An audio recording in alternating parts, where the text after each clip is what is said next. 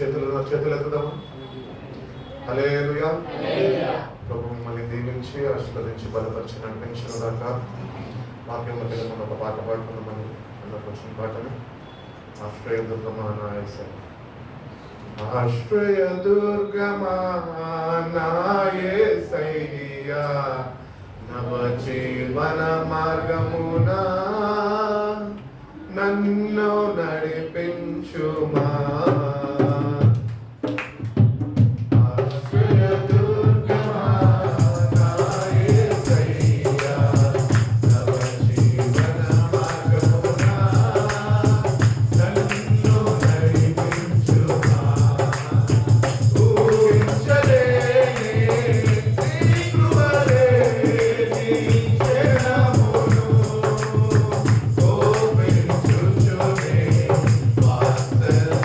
Wow.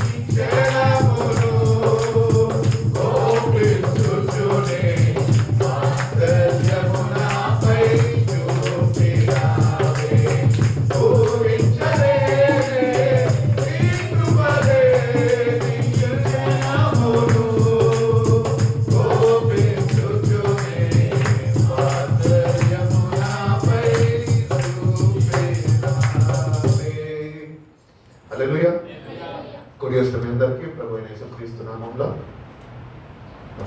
వందనాలు తెలియజేస్తున్నాను.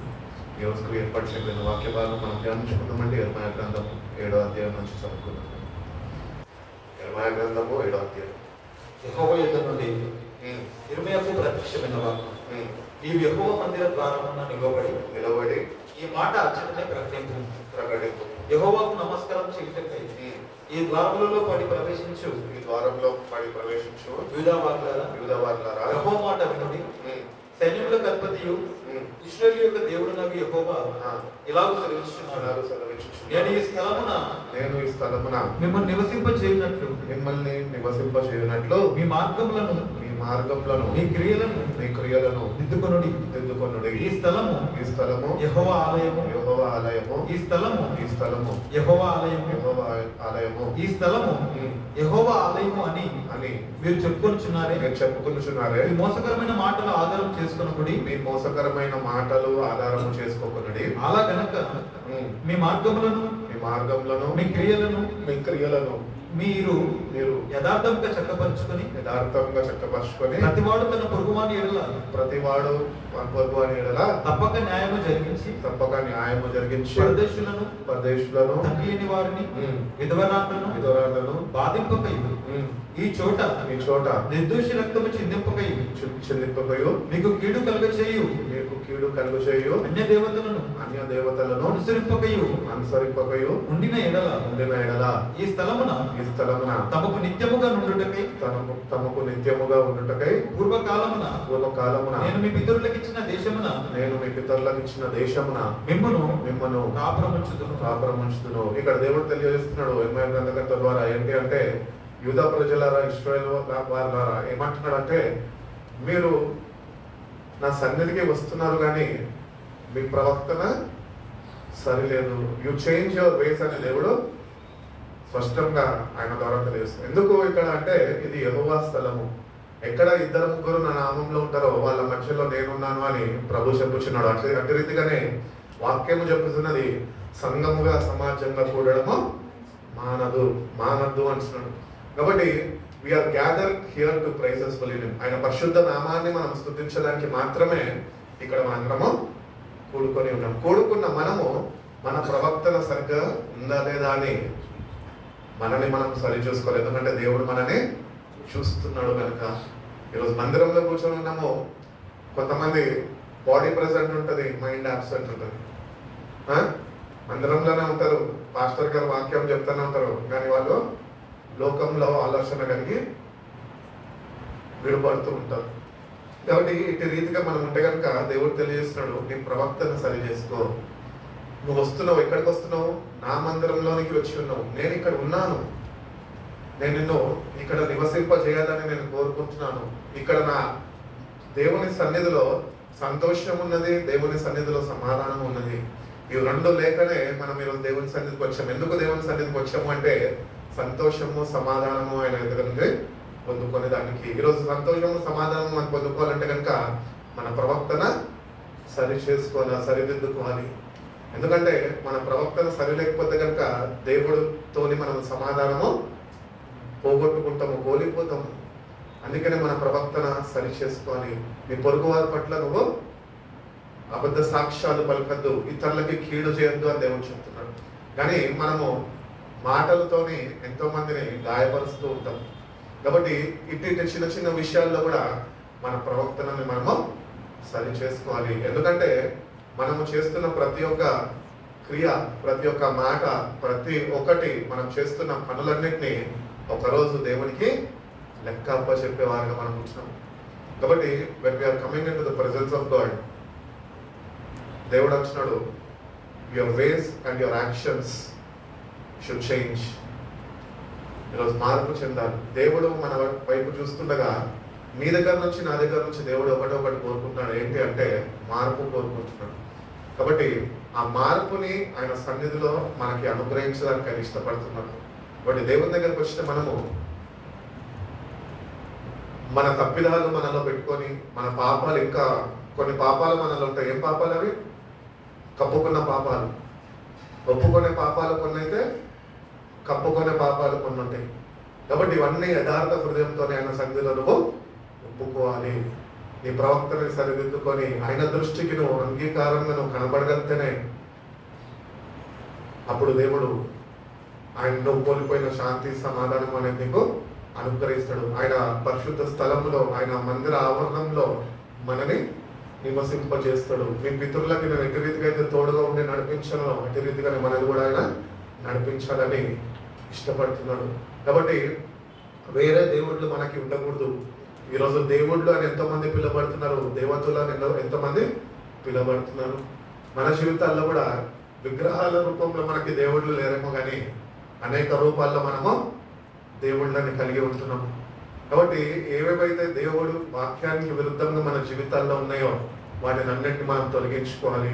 కేవలం దేవుడిని ముందుగా పెట్టుకొని దేవాన ప్రవక్తను సరి చేసుకొని ప్రభా అన్నిటికన్నా ప్రాముఖ్యంగా నేను నిన్ను స్తుతించేవాడుగా, నిన్ను సేవించేవాడుగా నేను ఉండే కృపను నాకు దయచేయి ప్రభా. నీవు తప్ప వేరే దేవుడు నాకు లేరయ్యా ఈ లోకంలో అని నువ్వు దేవుని సన్నిధిలో ఒప్పుకొని మన జీవితాన్ని ఆయనకి అప్పగించే వారిగా మనం ఉండాలి అంటాడు. మీకా గ్రంథం చూసినట్లయితే కనుక 3వ అధ్యాయము 11వ వాక్యంలో ఒక మాట ఉంటుంది చూడండి. జనుల ప్రధానులు లంచము పుచ్చుకొని అమ్మా జనుల ప్రధానులు లంచము పుచ్చుకొని వారి యాజకులు కూలికి బోధింతురు, ప్రవక్తలు ద్రవ్యం కొరకు శోధ చెప్పుదురు. అయినను వారు యెహోవాను ఆధారం చేసుకొని యెహోవా మన మధ్యలో ఉన్నాడు కదా, యెహోవా మన మధ్యలో ఉన్నాడు కనుక ఏ కీడును మనకు రాలేదని అనుకుందురు, ఏ కీడు మనకు రాలేదని అనుకుందురు. కాబట్టి చేను దున్నబడినట్లు మిమ్మును బట్టి సీయోను దున్నబడును, మిమ్మల్ని బట్టి సీయోను దున్నబడును, యెరూషలేము రాళ్లకుప్పలగును, మందిరములున్న పర్వతము అరణ్యంలోని ముక్త స్థలంలో వలె అగును. చూడండి ఇక్కడ తెలియజేస్తాడు. బట్ ఏమంటున్నాడు అంటే 3:11 ఏమంటున్నాడు, her leaders judge for right, her priest teach for a price, and her prophets tell fortunes for money, yet they lean upon the Lord and say, it is not the Lord among us, no disaster will come upon us. కాబట్టి ఈరోజు మనం బయట సమాజంలో చూస్తుంటే పండగలు జరుపుకుంటున్నాం, వాళ్ళు భవిష్యవాణి చెప్తున్నారు, ఏమి జరగబోతుందో వాళ్ళు చెప్పుతున్నారు. వాళ్ళు అంటున్నారు ఇది దేవుని నివసించే స్థలమే కానీ ఇక్కడ వాక్యం చెప్తున్నది ఆయన నివసించే స్థలం అది ఏమాత్రము కాదు. కాబట్టి ఇక్కడ దేవుడు అవినీతి మంతులు ఇంకా లంచగుండ్ల గురించి మాట్లాడుతున్నాడు. ఎందుకంటే దేవుని దగ్గరికి వస్తున్నప్పుడు దేవుడు మన ధనాన్ని ఆశిస్తలేదు కానీ దేవుడు మన హృదయాన్ని ఆయన ఆశిస్తున్నాడు. కాబట్టి ఈరోజు లోకంలో దేవుళ్ళని పిలువబడుతున్న వారు, దేవతలను పిలువబడుతున్న వారు ఎంతమంది ఉంటున్నారు, ఎంతమంది వాళ్ళని పూజిస్తున్నారు, వాళ్ళని సేవిస్తున్నారు. వాళ్ళందరూ ఏమి కోరుకుంటున్నారు అంటే ధనాన్ని కోరుకుంటున్నారు. ధనం ఇస్తే నీకు రాబోయే రోజులు బాగుంటూ ఉంటాయి, క్షేమంగా నువ్వు నడిపింపబడగలుగుతావు అని వాళ్ళు అట్టి రీతిగా ప్రజలని నడిపిస్తున్నారు. కాబట్టి మనమైతే దేవుని సన్నిధికి వచ్చినాము, దేవునికి మన ధనం అక్కర్లేదు కానీ దేవునికి కావాల్సిన అవసరం, మన దేవునికి మన హృదయాన్ని మనం కుమ్మరించగలుగుతున్నాం, ఆయన సన్నిధికి వస్తున్నాము. But our hearts are far away from him. అందుకనే అంటూ ఉంటాడు కదా రిమైండర్ దగ్గర ఉదాహరణ ఏమంటాడు, ఈ ప్రజలు వాళ్ళ పెదాలతోనే నన్ను స్తుతిస్తున్నారు కానీ వాళ్ళ హృదయాలు నాకు దూరంగా ఉన్నాయి. కాబట్టి ఈరోజు నీ హృదయం ఎక్కడ ఉన్నది? బైబిల్ చెప్పుచున్నది నీ ధనము ఎక్కడ నీ హృదయము అక్కడ ఉంటుంది. కాబట్టి మన ధనము వరై ఉండాలంటే ప్రభు మన ధనమై ఉండాలి. కాబట్టి ప్రభు మీద మన మనసు నింపాలి అనే దేవుడు ఎంతగానో ఆశిస్తున్నాడు. ఈ లోకంలో ఉంటున్న ధనధాన్యాలు కాదు మనకు కావాల్సింది. మనకు కావాల్సింది శ్రేష్టమైన దేవుని రాజ్యం ఒకటి సిద్ధపరచబడి ఉన్నది. యోహాను సువార్త 14 అంటాడు కదా, మీ హృదయాన్ని కలవరపడనియొద్దు, నా తండ్రి ఇంట అనేక గృహాలు ఉన్నాయి, నేను వెళ్ళి వాటిని సిద్ధపరిచి మళ్ళా నేను మీ వద్దకు వచ్చి నేనున్న స్థలంలో మీరు కూడా నాతో లాగున నేను మళ్ళా వచ్చి నేను మిమ్మల్ని తీసుకొని వెళ్తాను అంటున్నాడు. కాబట్టి దేవుని బిడ్డలుగా మనం అట్టి నిరీక్షణని కలిగి జీవించాలి. ఎందుకంటే అతి త్వరలో ఆయన రాబోతున్నాడు. ఈ లోకము శాశ్వతం కాదు, లోకంలో ఉంటున్నవి శాశ్వతం కాదు. కాబట్టి మన మెయిన్ గోల్, మన మెయిన్ ఏం ఎక్కడ ఉండాలంటే ఆయన రాబోతున్నాడు. మధ్యాకాశంలో కనిపెట్టుకొని ఉండాలని వాక్యం చెప్తుంది. ఆయన రాక కొరకంట ఆయన ప్రజలు కనిపెట్టుకొని ఉన్నారంట. సర్వ సృష్టి ఆయన రాక కొరకు కనిపెట్టుకొని ఉన్నది. ఈరోజు దేవుని బిడ్డలైన మనము నిజంగా ఆయన రాక కొరకు కనిపెట్టుకుంటున్నామా? మనం దేని గురించి కనిపెట్టుకుంటామంటే ఉద్యోగం రావాలని కనిపెట్టుకుంటాము, వివాహం కావాలని కనిపెట్టుకుంటాము, ఒక గృహము కట్టుకోవాలని కనిపెట్టుకుంటాము, ఒక చక్కటి జీవితం జీవించాలని అన్ని ఊహిస్తూ మన జీవితాన్ని లోకంకే అంకితము చేసేసి మనం బ్రతుకుతూ ఉంటాము. ఇది శాశ్వతం కాదు అని దేవుడు చెప్పుచున్నాడు. కాబట్టి ఇక్కడ అవినీతి జరుగుతున్నది. అది నీతి కలిగిన సామ్రాజ్యము దేవుడు మన కొరకు సిద్ధపరిచింది. కానీ భూమి మీద మనం ఉంచినము ఎక్కడ చూసినా అవినీతి. ఎక్కడన్నా నీతి ఉందా? గవర్నమెంట్ చెప్తుంది మాది లంచగొండే ప్రభుత్వం కాదు అని. ఒక మాట చెప్పాలంటే ఏ ప్రభుత్వం అయినా ఏ అధికారులైనా లంచం తీసుకోకుండా పనిచేయమంటే వారు పనిచేయరు. ఎందుకంటే నువ్వు ఏ స్థాయిలో ముందుకు పంపించాలన్నా, నువ్వు ఏది చేయాలన్నా కూడా గవర్నమెంట్ ఆఫీస్లో టేబుల్ కింద నుంచి వాళ్ళకి లంచం ఇస్తేనే పనులు జరుగుతాయి. సో ఈ అవినీతితో మనము నింపబడిపోయి ఉన్నాము. కాబట్టి దేవుని సన్నిధికి వస్తే మనము నీతిమంతులుగా తీర్చిదిద్దబడాలి. క్రీస్తు కార్చిన రక్తము చేత మనం కడుక్కొని మనలో ఉంటున్న అవినీతిని మనము తొలగించుకోవాలి. ఇంకొకటి లంచగొండ్లు, వాళ్ళకి ఎప్పుడు ఏం కావాలి? ధనము కావాలి. నువ్వు కష్టపడాలి, వాళ్ళు నీ ధనాన్ని నీ రక్తాన్ని వాళ్ళు తాగాలి. సో ఇంత భయంకరమైన లోకంలో మనము జీవిస్తున్నాము. కాబట్టి ఈ లోకము శాశ్వతం కాదు. ప్రభువు నీ కొరకు నా కొరకు ఒక రాజ్యాన్ని సిద్ధపరిచి ఉన్నాడు. కాబట్టి ఆ రాజ్యం కొరకు మనము సిద్ధపడే వారుగా మనం ఉండాలి అని దేవుడు ఎంతగానో ఆశిస్తున్నాడు. ద్వితీయోపదేశ కాండం 6వ అధ్యాయము 14-15 వాక్యాల్లో ఒక మాట ఉంటుంది చూడండి. ద్వితీయోపదేశ కాండము 6వ అధ్యాయము 14-15 వాక్యాలు. ఇతర దేవతలను నీవు ఇతరుల దేవతలను అనగా నీ చుట్టూనున్న జనముల దేవతలను సేవింపకూడదు. నీ మధ్యను దేవుడైన యెహోవా రోషం గల దేవుడు గనుక నీ దేవుడైన యెహోవా కోపాగ్ని ఒకవేళ నీ మీద రగులుకొని దేశంలో ఉండకుండా నిన్ను నశింపజేయును. కాబట్టి do not follow other gods, the gods of the people around you. మన చుట్టూ ఉంటున్న ప్రజలు దేవుళ్ళని మనము ఏమాత్రము సేవించద్దు అని చెప్తున్నాడు. కానీ ఈరోజు కల్చర్ మారిపోయింది కదా, ట్రెండ్ మారిపోయింది. వాళ్ళు పండగలు చేస్తే మన వాళ్ళు పట్టు వస్త్రాలు తగిలించాలన్నమాట, వాళ్ళతో సరి సమానంగా. ఏంటంటే నేను పూజలకు ఎత్తలేదు కానీ వాళ్ళ ఫెస్టివల్లో సెలబ్రేషన్స్లో మాత్రమే ఉంటున్నాను. చాలా బాధాకరమైన విషయం. దేవుని బిడ్డలుగా ఒక ప్రత్యేకత మనకు ఉండాలి. కాబట్టి దేవుడు అంటున్నాడు ఏమనంటే, నీ చుట్టూ ఉన్న ప్రజల దేవుళ్ళు నీకు ఉండకూడదు, నువ్వు వాళ్ళ దగ్గర ఉండకూడదు. ఎందుకంటే for the lord your God is among you, he is a jealous God. God and his anger will burn against you, he will destroy you from the face of the land. కాబట్టి మన క్రీస్తు రక్తంలో కడగబడ్డ మనము, రక్షణ పొందుకున్న మనము ఈ అన్య ఆచారాలతోని ఒకవేళ మనము వాళ్ళతోనే కొట్టుమిట్టాడుతుంటే, వాళ్ళతోనే కలిసి మనము జీవిస్తుంటే దేవుడు అంటున్నాడు, నేను రోషం గల దేవుడిని, నా పేరు ధరించుకొని మీరు ఇటు పనులు చేయడానికి లేదు. ఒకవేళ మీరు ఇటు పనులు కానీ చేస్తే కనుక నేను మిమ్మల్ని ఈ భూమి మీద నుంచి తొలిపివేస్తాను అని దేవుడు తెలియజేస్తున్నాడు. కాబట్టి మనకి పండగలు లేవు, మనకి ప్రతిదినము పండగే. హల్లెలూయా.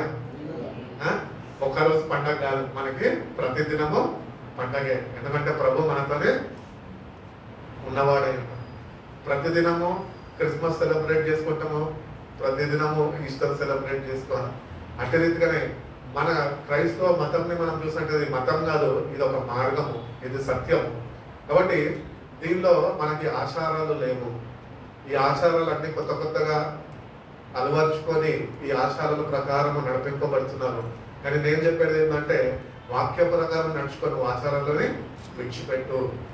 ఎందుకంటే నువ్వు జీవించాలి అంటే, దేవుడు ఇచ్చిన జీవితం ఆయన కొరకు సంపూర్ణంగా నువ్వు జీవించాలి అంటే కనుక నిన్ను నువ్వు వాక్యంతో సరిచూసుకొని జాగ్రత్త వహించాలి. ఎందుకంటే ఆయన రోషం కలిగిన దేవుడు. ఆయనకి చెందుచున్న మహిమ వేరొకరుకి ఆయన చెందనీయడు. కాబట్టి దేవుని దగ్గరకు వస్తే మనము నిజంగా దేవుడిని కలిగి ఉండి అటు భయభక్తులు మనం ప్రదర్శించగలుగుతున్నామా, అటు రీతిగా దేవుడిని మనం ప్రేమించగలుగుతున్నామా, ఇతరుల దేవుళ్ళని కానీ దేవతలు కానీ మనము వాళ్ళని వెంబడించక కేవలము నీ కొరకు నా కొరకు ప్రాణం పెట్టిన యేసు వైపు మనము చూస్తూ మన ముందున్న పరుగుని మనము కడుపుట్టించామా అని మనము ప్రతిదినము వాక్యమైన అర్థంలో సరి చూసుకునే వారుగా మనము ఉండాలి. కేవలం ఆదివారం వచ్చినప్పుడు మాత్రమే దేవుణ్ణి తలంచడం కాదు, కానీ ప్రతిదినము దేవుని బిడ్డలుగా ఆయన చేసిన గొప్ప త్యాగాన్ని మనం జ్ఞాపకం చేసుకొని ఆ త్యాగం వల్ల వచ్చిన ఆ అమూల్యమైన రక్షణని మనము తలపోసుకుంటూ మనము ప్రభు కొరకు జీవించే వారమై ఉండాలి అని దేవుడు కోరుకుంటారు. అదే ద్వితీయోపదేశ ఖండము 4వ అధ్యాయం 40వ వాక్యం ఒకటి చూడు.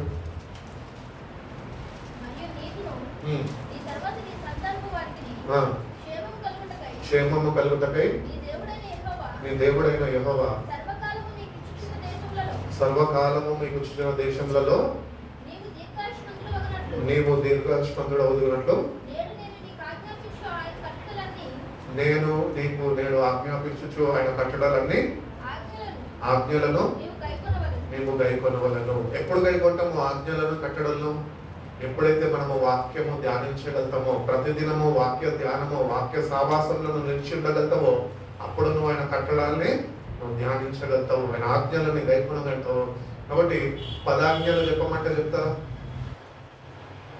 బైబిల్ తీయాలంటారు అంటే వాక్యము ధ్యానిస్తలేదు.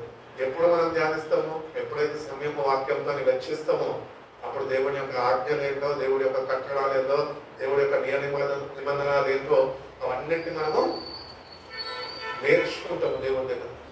కాబట్టి దేవుని సన్నిధికి వచ్చిన మనము దీర్ఘాయుష్మంతులుగా మనం జీవించాలి అంటే, మన పిల్లలు మన తర్వాత వస్తున్న సంతానము జీవించాలి అంటే కనుక నువ్వు ఇవన్నీ నువ్వు పాటించాలి అని దేవుడు చెప్తున్నాడు.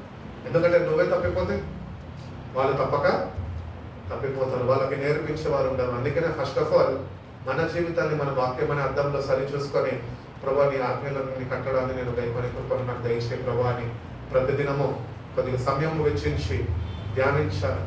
దేవుడు ఆజ్ఞలని కట్టడాన్ని ఇస్రాయేల్ ప్రజలకు మాత్రమే కాదు కానీ అవి నేటికి మన జీవితాల్లో కూడా మనకి అవి వర్తిస్తూ ఉంటాయి. కాబట్టి అవి కేవలము మోషే ధర్మశాస్త్రము ఇస్రాయేల్ ప్రజలకి యేసు ప్రభు వచ్చినాక అన్ని కొట్టివేశాడు అంటే కాదు.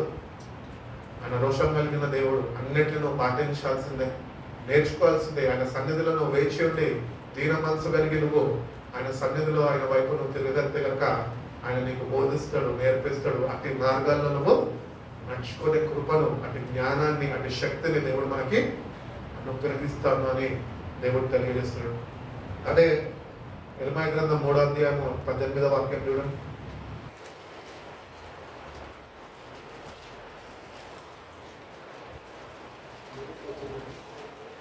చదవండి. 3:18. ఆ దినములలో యూదా వంశస్థులను ఇశ్రాయేలు వంశస్థులను కలిసి ఉత్తర దేశం నుండి ప్రయాణమై మీ పితరులకు నేను స్వాస్థ్యం ఇచ్చిన దేశం నుండి వచ్చేదారు. నేను బిడ్డలలో నేను ఎట్లు ఉంచుకొని రమ్య దేశమును జనముల శాస్త్రములలో రాజకీయ స్వాస్థ్యమును నేను ఎట్లు నీకు ఇచ్చేదని అనుకుని ఉంటుంది. నీవు నా తండ్రి అని నాకు మొరపెట్టి నన్ను మానవను కొట్టివి కదా అయినను స్త్రీ తన పురుషునికి విశ్వాసఘాతకులు అగునట్లుగా ఇశ్రాయేలు వంశస్థులారా నిత్యముగా మీరును నాకు విశ్వాసఘాతకులు ఇదే యెహోవా. కాబట్టి దేవుడు మనల్ని చూస్తున్నాడు. నిజంగా మనం ఆయన వెంబడించగలుగుతున్నామా? Are you faithful in serving God? రక్షణ పొందుకున్న మనము ఆ వాక్య ప్రకారం మన అడుగులు నడిపింపబడుతున్నాయా? లేకపోతే ఆర్ వి అన్ఫెయిత్ఫుల్? మనకు తెలిసి ఉండి కూడా మన జీవితాన్ని మార్చుకోక మనము తప్పిదాలు చేస్తున్నామా? ఆయన మన తండ్రి అయిన దేవుడు అనే చెప్తున్నాం, కానీ ఆయన మాటకి ఏమాత్రమో లోబడతలేదు. కాబట్టి ఇటు రీతిగా మీరు ఉండద్దు అని దేవుడు మరొకసారి జ్ఞాపకం చేస్తున్నాడు. The lord is your God, do not be unfaithful to your God. దేవునికి కావాల్సిన నమ్మకత్వము. నువ్వు యేసుప్రభు సొంత రక్షకుడు అని నువ్వు అంగీకరించి ఉన్నావు, యేసుప్రభుని అంగీకరించిన నువ్వు నమ్మకంగా ఆయనని వెంబడిస్తున్నావా? అంటే ఈ జీవితంలో జీవించాలని ఇష్టపడుతున్నావా? అంటే రీతిగా ప్రతిదినము ఆయనతో నడుచుకుంటున్నావా? నడుచుకోవాలి, దేవునితో నడిపింపబడాలి. ఎప్పుడు మనం దేవునితో నడుచుకుంటామంటే వాక్యము చదివినప్పుడు, వాక్యము ధ్యానించినప్పుడు, ఆయన కట్టడాలని, ఆయన ఆజ్ఞలని మనము నెమరు వేసుకుంటూ ఆయన చూపిన మార్గాల్లో మనము నడుచుకునే వారుగా మనము ఉండగలుగుతాము. కాబట్టి వాక్యము మనకి వెలుగు అయి ఉన్నది. కాబట్టి చీకటైన మన బ్రతుకులు నడిపింపబడాలి అంటే కనుక దేవుని వాక్యము చేత ప్రతిదినము ప్రతినిత్యము వెలిగింపబడుతూ ఉండాలి అని దేవుడు ఎంతగానో ఆశిస్తున్నాడు. కాబట్టి ఎక్కడ వెలుగు ఉంటుందో అక్కడ చీకటి ఉండదు, చీకటి పారిపోతుంది. నువ్వు వెలుగునే నువ్వు నీ జీవితంలో ఆహ్వానించకపోతే ప్రతిదినము ఆ వెలుగుతోని నువ్వు వెలిగింపబడకపోతే చీకటి నిన్ను ఆవరిస్తూ ఉంటుంది. ఉన్న కాస్త వెలుగు, ఉన్న కాస్త దేవునితోని సావాసం కూడా నువ్వు కోల్పోతావు. అందుకనే ప్రతిదినము దేవుని బిడ్డలుగా ఉంటున్న మనము ప్రతిదినము వాక్యంతో నన్ను వెలిగించు ప్రభా అని దేవుని మనం వేడుకుంటే కనుక దేవుడు తప్పక సహాయం చేస్తాడు. మనము దేవుని ప్రజలు అని పిలబడుతున్నాము, వాక్యము చదివేవారుగా ఉంటున్నామేమో కానీ మనము దేవుని మీద తిరగబాటు చేసేవారుగా ఉంటున్నాము. నిర్గమకాండం 14వ అధ్యాయంలో ఇశ్రాయేలు ప్రజలు ఏం చేశారంటే దేవుని మీద తిరుగుబాటు చేశారు. అరణ్య మార్గంలో దేవుని మీద తిరుగుబాటు చేశారు. ఒకసారి చూడండి వాక్యం. 14వ అధ్యాయం కాదు, హెబ్రీయులకు రాసిన పత్రిక 3వ అధ్యాయానికి వెళ్ళండి. హెబ్రీయులకు రాసిన పత్రిక 3వ అధ్యాయము 7వ నుంచి చదువుతుంది. మరియు పరిశుద్ధాత్మ ఇట్లా చెప్పుచున్నాడు, నేడు మీరు ఆయన శబ్దము వినిన యెడల అరణ్యంలో శోధన దినమందు కోపం పుట్టించినప్పుడు వలె మీ హృదయంలోనే కఠినపరచుకోవద్దు. 45 సంవత్సరాలు నా కార్యములను చూచి మీ పితరులు అవునా నేను ఆ తరం వారి వలన విసిగి వీళ్ళెప్పుడు వాళ్ళ హృదయ ఆలోచనలలో తప్పిపోతున్నారు, నా మార్గములను తెలుసుకోలేదు కనుక నేను కోపంతో ప్రమాణము చేసినట్లు వాళ్ళు నా విశ్రాంతిలో ప్రవేశించుకుని చెప్పింది.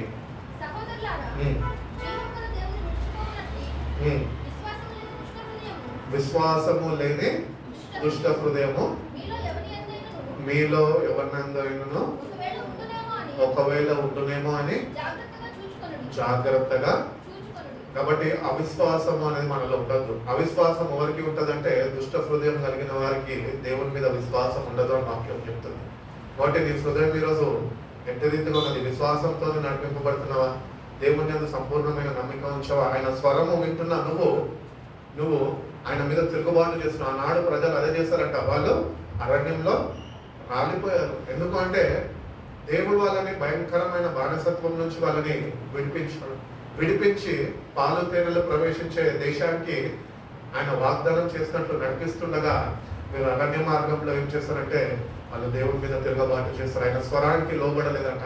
ఈరోజు మన జీవితాన్ని కూడా మనం సరి చూసుకున్నట్లయితే కనుక మనం కూడా దేవుని స్వరం వింటున్నాం, కానీ ఆ ప్రజల వలె మనం కూడా దేవుని వైపు తిరుగుబాటు చేస్తున్నాము. కాబట్టి దేవుడు అంటున్నాడు, ఇటు దుష్ట హృదయము అవిశ్వాసులు ఎవరైతే మీలో ఉన్నారో వీళ్ళు జాగ్రత్త వహించండి. ఏంటంటే వీళ్ళు నా నెమ్మదిలోనికి ప్రవేశించలేరు, అంటే దేవుని రాజ్యంలోనికి మీరు చేరలేరు, ఆయనతోని సావాసంలో మీరు నిలిచి ఉండలేరు అని దేవుడు తెలియజేస్తున్నాడు. కాబట్టి నీ హృదయం కఠినపరచబడుతుందేమో. ఈరోజు హృదయ కాఠిన్యంతోనూ మనం ఏం చేస్తున్నామంటే మనల్ని మనం దేవునికి దూరపరచుకుంటున్నాం. మన హృదయము ఈరోజు ఎట్లాంటి హృదయం దేవునికి కావాలంటున్నాడు? 51వ కీర్తనలో విరిగి నలిగిన హృదయమే దేవునికి ఇష్టమైన బలి. కాబట్టి దేవుడు దగ్గర నుంచి విరిగి నలిగిన హృదయం కోరుకుంటాం. విరిగి నలిగిన మనసుతో నువ్వు దేవుని దగ్గరికి రావాలి, దేవుడికి చెప్పాలి మన తప్పిదాలు, మన పాపాలన్నీ ఆయన సన్నిధిలో ఒప్పుకోవాలి. ఆయన చేసిన ఆ శిల్వ త్యాగాన్ని మనము తలపోసుకుంటూ ఆయన కార్చిన రక్తము చేత మనము మన పాపాన్ని కడగమని ప్రభువుని అడగాల. ఆయన పాపాలన్నింటినీ కడుగుతాడు, మనం అలా నీతిమంతులుగా ఆయన తీర్చిదిద్దుతాను అని తెలియజేస్తున్నాడు. కాబట్టి today if you hear his voice, do not harden your hearts as you did in your rebellion. మీ తిరుగుబాటు స్వభావము మీరు కలిగి ఉన్నప్పుడు ఎట్టి రీతిగా అయితే నాపై మీరు తిరుగుబాటు చేసి ఉన్నారో అట్టి రీతిగా మీరు చేయొద్దు అని దేవుడు తెలియదు. అపనమ్మకము మనకు ఉండద్దు, మనము నమ్మకస్తులుగా ఉండాలి. అపనమ్మకస్తులుగా మనము ఒకవేళ ఉంటే కనుక నువ్వు దేవుని విశ్రాంతిలోనికి నువ్వు ప్రవేశించలేవు అని దేవుడు ఆయన తెలియజేస్తున్నాడు. ఒకటి మనం చూసుకున్నట్టయితే దానిలోనే 13వ వాక్యం ఒకసారి చదవండి. మీరు ఆయన శబ్దంలో వినిన ఎడల మీరు ఆయన శబ్దము వినిన ఎడల కోపం పుట్టించినప్పటి వలె మీ హృదయములను కఠినపరచుకున్నప్పుడని ఆయన చెప్పాను గనుక పాపం వలన కలుగు భ్రమ చేత మీలో ఎవరినో కఠినపరచబడుతున్నట్లు నేను అనబడే సమయం ఉండగానే ప్రతి దినము ఒకరికొకడు బుద్ధి చెప్పుకొనుడి. కాబట్టి మనని మనము సరి చూసుకోవాలి. వాక్యం అనగా దేవుడై ఉన్నాడు. ఆ దేవుడు మనతోని ఆయన మాట్లాడుతున్నాడు. ఆయన స్వరము మనం వినేవారుగా ఉంటున్నామా? మనము నిజంగా దేవుడి వాక్యం చదువుతుండగా ఆ బుద్ధి మనకు కలుగుతున్నదా? అట్టి రీతిగా మనము నడిపింపబడగలుగుతున్నామా? ఒకసారి చూసుకో. ఈరోజు మందిరానికి వెళ్ళినప్పుడు సేవకుల ద్వారా దేవుడు మాట్లాడతాడు. కానీ వ్యక్తిగతంగా వాక్యము ధ్యానిస్తే కనుక సూటిగా స్పష్టంగా దేవుడు నీతోనే ఆయన మాట్లాడతాడు. కాబట్టి ఆయన స్వరము వింటున్న మనము మన హృదయాన్ని మనము కఠినపరచుకోవద్దు. మనలో ఉంటున్న రాతి హృదయాన్ని తీసేసి మాంసపు హృదయం ఇస్తానని దేవుడు ఎజెకియల్ గ్రంథంలో చెప్తున్నాడు. కాబట్టి దేవుని దగ్గరకు వస్తే మనము ఈరోజు మన హృదయ పరిస్థితి ఎట్లున్నది, హృదయాన్ని మనము ప్రతిదినము పరిశీలన చేసుకోవాలి. వాక్యము చేత హృదయాన్ని ప్రక్షాళన చేసుకోవాలి. ప్రతిదినం అందుకనే పౌలు అంటుంటాడు, వాక్యము చేత మీరు ఉత్క స్నానము చేయబడాలి అని. కాబట్టి వాక్యాన్ని వినడము చదవడం కాదు, కానీ ఆ ప్రకారము మనము వివరిస్తున్నామా, ఆ ప్రకారము మనము నడిపింపబడుతున్నామా, ఆ ప్రకారము దేవుడు తన ఆత్మ సహాయాన్ని మనకిచ్చి ఆయన నడిపించగలుగుతున్నాడా? కాబట్టి చాలా జాగ్రత్తగా మన జీవితాన్ని మనము సరి చూసుకునే వారుగా మనం ఉండాలి. కీర్తనల గ్రంథం 95వ అధ్యాయము 7-8 వాక్యాలు ఒక మాట ఉంటుంది చూడు.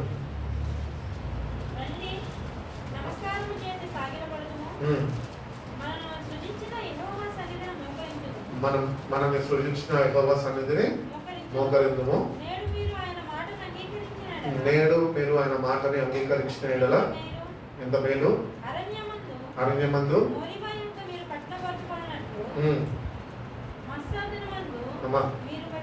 చదువు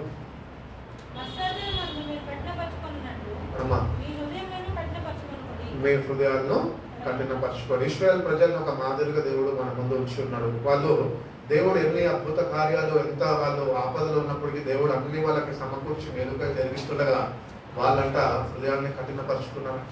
ఈరోజు మన జీవితాల్లో కూడా దేవుని దగ్గర నుంచి ఎన్నో మేలులు మనం పొందుకున్నాము. కానీ దేవుడిని హృదయాన్ని చూస్తుండగా అపనమ్మకంతో, అవిశ్వాసంతో నువ్వు దేవుడి మీద ఇంకా తిరుగుబాటు చేస్తూ నువ్వు నడిపింపబడుతున్నావేమో. అందుకని అంటున్నాడు, నీ హృదయాన్ని నువ్వు కఠినపరచుకోవద్దు. ఎందుకంటే ఆ ప్రజల వల్ల నువ్వు శిక్షకి లోనవ్వకుండా ఉండాలి, కాపాడబడాలి. క్రీస్తు రక్తం చేత కడగబడి నేడు ఆయన వాక్యము, ఆయన స్వరము విని నువ్వు ఆయనకి లోబడి నడుచుకోవాలి అని దేవుడు ఎంతగానో ఆయన ఆశిస్తున్నాడు, ఎదురు చూస్తున్నాను అని దేవుడు తెలియజేస్తున్నాడు. కొరింథీయులకు రాసిన మొదటి పత్రిక 10వ అధ్యాయము 9వ వాక్యంలో ఒక మాట చూడు. ఫస్ట్ కొరింథియన్స్, మనము ప్రభువుని శోధింపకై ఉన్నాము, వారిలో కొందరు దేవుణ్ణి శోధించి సర్పము వలన నశించారు. కాబట్టి దేవుణ్ణి శోధించదు. దేవుడు ఎవరిని శోధించడు అని బైబిల్ చెప్తున్నాడు. కాబట్టి మనమెవరం శోధించడానికి? మనం దేవుణ్ణి శోధిస్తున్నాము. ప్రభువుని ఎన్నోసార్లు మన జీవితాల్లో కొన్ని కార్యాలు జరగకపోతున్నప్పుడు దేవుడిని మనం శోధించేవారు. దేవుడు అంటున్నాడు మలాకీ గ్రంథంలో, నాకు ఇచ్చి నువ్వు శోధించండి. ఈరోజు ఏమి ఇవ్వాలా? మలాకీ గ్రంథం ప్రకారము ధనమిచ్చి శోధించుడి, ఆకాశ పాకెట్లు విప్పి సర్వసమృద్ధితో నేను తృప్తిపరుస్తా అంటున్నాడు. కానీ ఇక్కడ మనం చూసుకున్నట్లయితే కనుక ఇక్కడ దేవుడు ఏమి ఇచ్చి శోధించమంటున్నాడు సార్? నీ జీవితాన్ని నాకు ఇచ్చి తర్వాత చూడు నేను ఏం చేయబోతున్నాను. కాబట్టి మన జీవితాలు ఆయనకి సమర్పించుకోవాలి, మన హృదయాలు ఆయనకి అర్పించాలి. అంటే రీతిగా నువ్వు దేవునికి నేను సమర్పించుకొని హృదయాన్ని దేవునికి అర్పించగలిగితే కనుక దేవుడు నీ అర్పణను బట్టి, నీ సమర్పణను బట్టి ఆయన నీ కొరకు ఆయన ఏవైతే మేలులు దాచి ఉన్నాడో అవన్నిటితో నేను తృప్తిపరుస్తాను అని దేవుడు తెలియజేస్తున్నాడు. కాబట్టి వాళ్ళంట దేవుడిని శోధించి సర్పముల చేత వాళ్ళు చనిపోయారంట ఎంతమంది. కాబట్టి మన జీవితాల్లో కూడా సర్పము అనగా పాపము. ఈ పాపం ఏం చేస్తుందంటే వెంటాడుతూ ఉంటుంది. నేను ఎన్నోసార్లు చెప్తుంటా కదా, ఒక పామును ఒకవేళ పల్లెటూరులో నడుచుకుంటున్నప్పుడు పొలాల దగ్గర దాన్ని చూడకుండా కాలేసాం అనుకో, అది ఏం చేస్తుంది? కాటివేయడానికి వెంటబడుతూ ఉంటుంది. సో ఈ పాపం కూడా అంతే. మనలో పాపం పెట్టుకొని మనం దేవుణ్ణి వెంబడించాలనుకుంటే కనుక ఆ పాపం నిన్ను విడిచిపెట్టదు. అది తప్పక నేను ఒకరోజు కాటు వేస్తుంది, నిన్ను మరణానికి గురి చేస్తుంది. అందుకనే నీ హృదయాన్ని నువ్వు కఠినపరుచుకోక నేడు నువ్వు ఆయన స్వరం వింటుండగా దేవుని సన్నిధికి వచ్చిన మనం, ప్రభువా సులువుగా చిక్కులు పెట్టే పాపాల నుంచి నేను విడుదల పొందుకో కృపను నాకు దయచేయి. పాపం నుంచి విడుదల కావాలంటే ప్రతిదినము నీకు హృదయ ప్రక్షాళన కావాలి. నీ హృదయం ఎట్లుందో ప్రతిదినము వాక్యం అనే అర్థంలో సరిచూసుకొని ఆ వాక్యం అనే వెలుగు చేత ప్రతినిధము నింపబడుతున్నావా, లేకపోతే ఇంకా చీకటి చేత నింపబడుతున్నావా అని మన వ్యక్తిగత జీవితాన్ని మనము సరిచూసుకునే వారిగా మనం ఉండాలి అని దేవుడు తెలియజేస్తున్నాం. కాబట్టి here the word of the lord, this is what he says, reform your ways and your actions and your let you live in this land. కాబట్టి మన జీవితాన్ని మనం మార్చుకుంటేనే దేవుడు మనని జీవింపజేస్తాడు. మనం ఇంటి రీతిగానే ఉన్నామనుకో పాపములోనే మనము చనిపోతాము అని అర్థం చేస్తున్నాం. కాబట్టి దేవుని బిడ్డలుగా దేవుని వాక్యం వింటున్న మనము, నేడు ఆయన స్వరం వింటున్న మనము ఇంకా పాపపు స్థితిలోనే ఉంటున్నాం. మనం దేవుని దగ్గరకు వచ్చిన మనము వాక్యం వింటుండగా దేవునికి చెప్తాము, మన జీవితాన్ని ఆయనకి అప్పగించి చెప్తాం, ప్రభా ఈ పాపంతో నేను పీడింపబడుతున్నాను, ఈ పాపము నన్ను బలవంతం చేస్తుంది, ఈ రీతిగా నేను పీడిపబడుతున్నాను ప్రభా, నన్ను దయతో దీని దగ్గర నుంచి నాకు విడుదల కలిగే జీవితం, నాకు కూడా క్షేమకరమైన జీవితం, నాకు కూడా జీవింపజేయ ప్రభా అని, నేను జీవించాలి ప్రభా కొద్ది కాలము నీ కొరకు అని మనం ఎప్పుడైతే మన జీవితాన్ని ఆయనకు మనం సమర్పించుకోగలుగుతామో అప్పుడు దేవుడు నీకు ఈ స్థలంలో నిన్ను నివసింపజేస్తాడు. మన పితరులకి దేవుడై ఉన్నాడు, ఈరోజు మనకి కూడా దేవుడై ఉన్నాడు. కాబట్టి మన పితరులని అరణ్య మార్గంలో ఆయన నడిపించాడు, క్షేమకరంగా వాళ్ళని నడిపించాడు.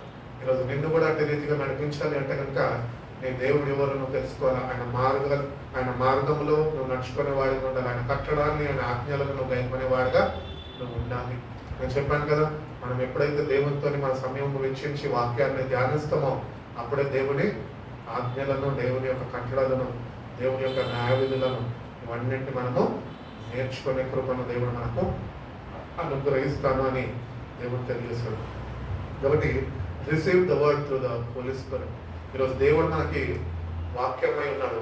ఈ వాక్యము మనము మన జీవితంలో ఎట్టి రీతిగా అలవర్చుకోవాలి అంటే మనంతటా మనము దీన్ని అలవరించుకోలేము, కానీ మనము పరిశుద్ధాత్మని తోడుగా మనం పెట్టుకోగలిగితే ఆ పరిశుద్ధాత్మ దేవుడు అంటే వాక్య సంబంధమైన జీవితము, వాక్యానికి తగిన జీవితము మనము జీవింపజేసే కృపను దేవుడు దయచేస్తాను అని తెలియజేస్తున్నాడు. కాబట్టి మారు మనసు లేకపోతే మార్చలేరు ప్రజలని, మారు మనసు కావాలి. యోహాను బాప్తిజం, యోహాను వచ్చాడు, ఆయన రావడము మారు మనసు వచ్చిందంటే దేవుని రాజ్యము సమీపించి ఉన్నది అని అరణ్యంలో ఆయన కేక వేసి ఉన్నాడు. యేసుప్రభు వారు వచ్చారు. యేసుప్రభు వారు కూడా ఆయన పరిచర్య ప్రారంభించినప్పుడు ఆయన కూడా మారు మనసు గురించి ఆయన మాట్లాడి ఉన్నారు. కాబట్టి మారు మనసు అనేది మనకు కావాలి. దేవుడిని అడగాలి, ప్రభు నా మనసు మార్చేయాలి. ఎందుకంటే మన హృదయాలు కఠినమైపోయినాయి. ఈ లోకంలో ఉన్న వాటిని బట్టి, లోకంలో ఉన్న వారిని బట్టి మన హృదయాన్ని మనము కఠినపరుచుకున్నాము. ఈ కఠిన హృదయము ఈరోజు దేవుని సన్నిధిలో నలగొట్టబడాలి, వాక్యము చేత సరిదిద్దబడాలి, విరిగి నలిగిన హృదయంగా మార్చబడాలి. అప్పుడే దేవుడు నిన్ను ఆయన అంగీకరించగలుగుతాడు. ఈరోజు నువ్వు కానుకలిస్తున్నావు అనుకుంటున్నావు దేవుడు అంగీకరిస్తున్నాడని, కానీ నువ్వు హృదయ కాఠిన్యంలో పెట్టుకొని నువ్వు కానుకలిస్తే నీ కానుకలు నీకు ఆశీర్వాదాలుగా ఏమాత్రమో ఉండవు, ఇంకా లేమిలోనే వెళ్ళిపోతాయేమో. కానీ నీ హృదయాన్ని నువ్వు సరిదిద్దుకొని నువ్వు అర్పించే అర్పణ అది దేవుని దృష్టికి అంగీకారం అయితే కనుక ఆశీర్వాదము దేవునికి. పేద విధురాన్ని మనం చూస్తుంటాం కదా, అందరూ ధనం తీసుకొని ఇచ్చారంట. ధనవంతులందరూ వాళ్ళకుంటున్న ధనంలో దేవునికి ఇవ్వాల్సింది ఇచ్చారంట. కానీ ఆమెకుంటున్న అంతటిలో ఆమె సర్వాన్ని ఇచ్చేసిందంట. ఈరోజు దేవుడు నీ దగ్గర నుంచి నా దగ్గర నుంచి అంటే జీవితంలో కోరుకుంటున్నాడు. దేవునికి నువ్వు ఏమి ఇవ్వగలుగుతున్నావు? దేవునికి ఇస్తే నువ్వు ఆశీర్వదింపబడతావు. దేవునికి కావాల్సింది నీ ధనం కాదు, కానీ నీ హృదయం, నీ జీవితం. కాబట్టి దేవునికి ఒకసారి మన జీవితం ఇచ్చి చూస్తే కనుక మన జీవితాలు ఆయన ఎన్నో మేళ్లతోనే ఆయన నింపుతాను అని దేవుడు తెలియజేస్తున్నాడు. కాబట్టి ఈ వాక్యం ద్వారా ఆ ప్రజలు తిరుగుబాటు చేసినట్లు మనం కూడా తిరుగుబాటు చేస్తున్నాము. మన జీవితాన్ని మనం ఒకసారి సరి చూసుకున్నాము. అట్టి రీతిగానే దేవుడి స్వరాన్ని వింటున్న మనము ఆయనకి లోబడుతున్నామా అని మనం ఒకసారి సరి చూసుకున్నాము. మూడవదిగా మనం చూసుకున్నట్లయితే కనుక మనలో ఇంకా అపనమ్మకం ఉన్నదేమో, దుష్ట హృదయం నీలో ఉన్నదేమో. దుష్టుడు కలుగజేస్తాడు, దురాలోచనలు కలుగజేస్తాడు. దుష్టునిగా నేను మార్చేస్తాడు. అందుకనే ఆ హృదయం నీకు అనుగ్రహింపబడుతుంది. అందుకనే నీలో అపనమ్మకము లేకుండా నిజంగా దేవుని యందు సంపూర్ణమైన నమ్మకంగా నువ్వు నడిపింపబడాలి అంటే కనుక ప్రతిదినము దేవునితో సావాసంలో నిలిచి ఉండాలి. దేవునితో సావాసంలో నిలిచి ఉండి దేవునికి ఇష్టమైన వారుగా, ఆయన దృష్టికి అంగీకారమైన వారుగా, ఆయనకి ప్రీతికరమైన వారుగా మనము జీవించాలి. యేసుప్రభు వారు అంటూ ఉంటారు కదా, ఈ లోకంలో మీరే నాకు సాక్షులై ఉన్నారు. మనమే ప్రభుకి సాక్షులం. మన జీవితాలు ఇంటి రీతిగా తిరుగుబాటు చేస్తూ అపనమ్మకంతో దుష్హృదయాలను మనం కలుగు చేసుకొని మనం కూడా ఈ లోకంలో ఉంటున్న వారిలాగా మనం కూడా జీవిస్తే కనుక మన ద్వారా, మన జీవితాల ద్వారా ఆయన నామానికి అగౌరవం లభిస్తుంది. కాబట్టి అట్టి రీతిగా కాక మన జీవితాన్ని మనం సరి చూసుకొని, ప్రభా అట్టి ప్రజల వల్ల నేను ఉండకుండా ప్రభా నీ బిడ్డగా నేను మార్చబడే కృపను నాకు దయచేయి. ఒక శుద్ధ హృదయం నాకు దయచేయి. విరిగి నలిగిన హృదయం నాకు దయచేయి ప్రభా. నీ సన్నిధిలో నువ్వు చేసిన ప్రతి ఒక్క మేలు నేను తలపోసుకుంటూ ప్రభా కృతజ్ఞతుడై జీవించే కృపను నాకు దయచేయని మనందరం మన జీవితాలకి సమర్పించుకున్నాం. దేవుడు అటువంటి కృప మనందరికీ అనుగ్రహించి మనం బలపరిచినట్టు కలుగుసుకున్నాం. ప్రార్థన చేస్తాం. ఒకసారి లెటర్స్ ఎగ్జామిన్ అవర్ సెల్స్ మనం ఒకసారి పరిశీలన చేసుకున్నాం. దేవుని సన్నిధిలో ఉంచుకుందాం. ఏ హృదయంతో వచ్చి ఉన్నాం, ఏ హృదయంతో మనం వాక్యాన్ని నేను మోకరించిన వాళ్ళు మోకరించాను. ప్రతి ఒక్క విమనస్తులే కాబట్టి మోకరించాను. మోకరించాను. దేవుని సన్నిధిలో ఉంచాను. దేవుడు ఇచ్చిన జీవితాన్ని బట్టి మరొక నూతన దినములో ఇటు రీతిగా ఆయన పరిశుద్ధ నామాన్ని మనం స్తుతించడానికి మరొక తరుణాన్ని ఇచ్చి ఉన్నాడు. ఆయన స్వరము వినడానికి మరొక అవకాశాన్ని మన జీవితంలో ఆయన కలుగజేసి ఉన్నాడు. కనుక ఒకసారి దేవుడు చేసిన మేలులన్నింటినీ తలపోసుకుంటూ ఇంకా దేవునికి విరుద్ధంగా మనం ఏమైనా మన జీవితాల్లో ఆయనకి అయిష్టంగా మనం జీవిస్తున్నామేమో అవన్నింటినీ ఆయన సన్నిధిలో ఒప్పుకొని కృతజ్ఞతలై మనము దేవుని సన్నిధిలో ప్రభా నేను కృతజ్ఞత హృదయంతో నేనైనా నీ సన్నిధిలో ఉన్నాను. ప్రతి ఒక్కటినైనా నేను నీకు అర్పణగా అర్పిస్తున్నాను. నా జీవితాన్ని నువ్వు బాగుంచి నన్ను బలపరిచి నడిపించుకొని ప్రతి ఒక్కరు అనుకున్నాను.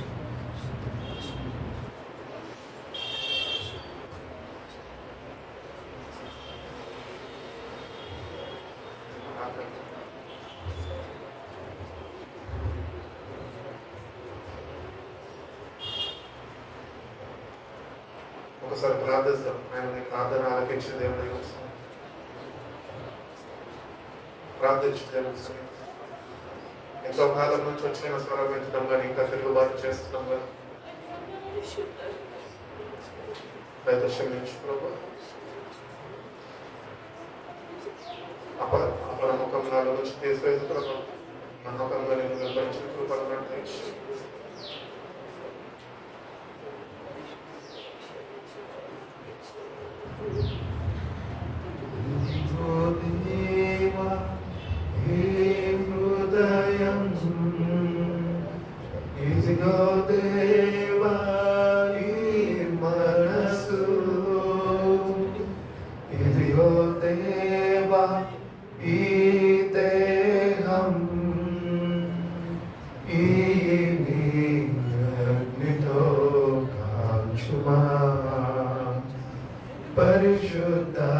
పరిశుద్ధాగ్నితో కాల్చుమా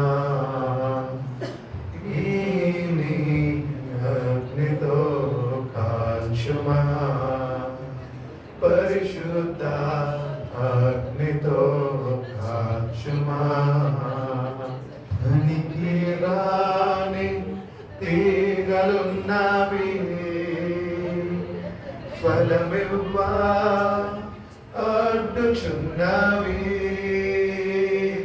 పనికి రాని తీగలున్నవి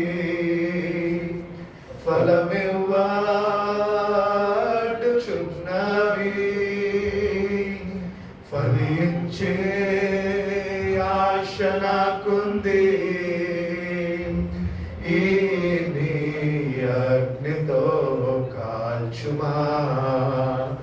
పరిశుద్ధ అగ్నితో కాల్చుమా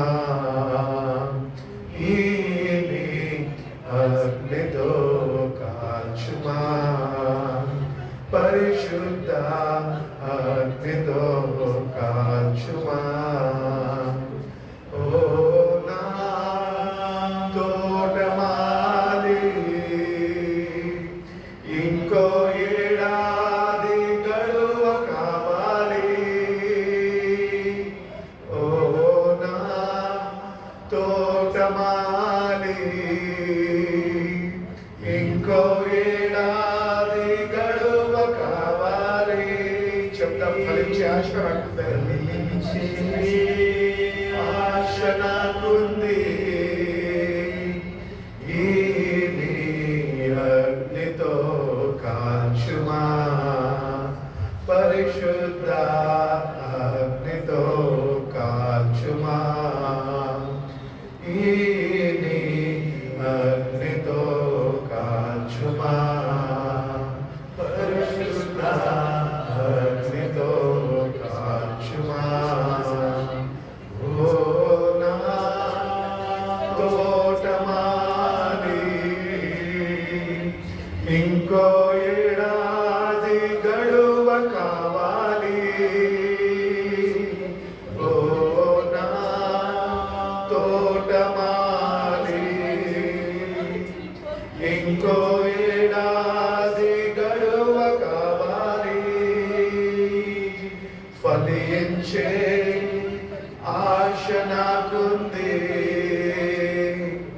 ఈ అగ్నితో కాల్చుమా పరిశుద్ధ అగ్నితో కాల్చుమా ఈ అగ్నితో కాల్చుమా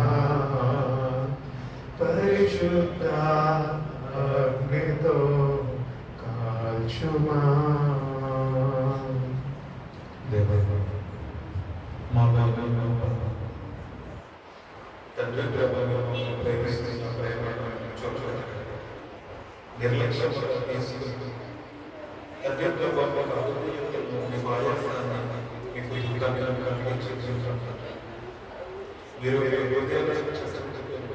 మీ క్రియలో సహాయం చేస్తారు నేను బాగు చేస్తాను తిరిగి మీకు ఆశిస్తున్నాను మీరు అన్నారు ప్రభు మేము ఎన్నో సార్లు మీకు మీ మాటలు ధిక్కరించిన వారు ఎన్నో సార్లు ప్రభు మీకు భయపడగా మేము బ్రతకలు ఎన్నో ప్రభావాలు మన్నించు బలహీనతలు క్షమించు మాలో ఆ విధేయతను కొట్టివేయండి ప్రభు మాలో ప్రభు మీకు లోపడిన తత్వము మాలో ఉంటే వాటిని దూరపరచండి ప్రభు తండ్రి ప్రభు మీ మాటను మేము అంగీకరించినట్లుగా మీ మాటకు చెవినట్లుగా మా హృదయాలు ప్రభు అయ్యా నీ మాటలను స్వీకరించినట్లుగా తండ్రి ప్రభు మా మనస్సు మా ఆలోచనలు మీకు లోపడినట్లుగా ప్రభు చూపించి మా క్రియలను సరిదిద్దుకునే భాగ్యం అవకాశం మీరు మాకు అనుగ్రహించి పొందనాలు మీరు మాతో మాట్లాడినందుకు దేవా మా జీవితాలను మార్చండి మా ఆలోచనలు మార్చండి మాలోకి ప్రభు మీరు రండి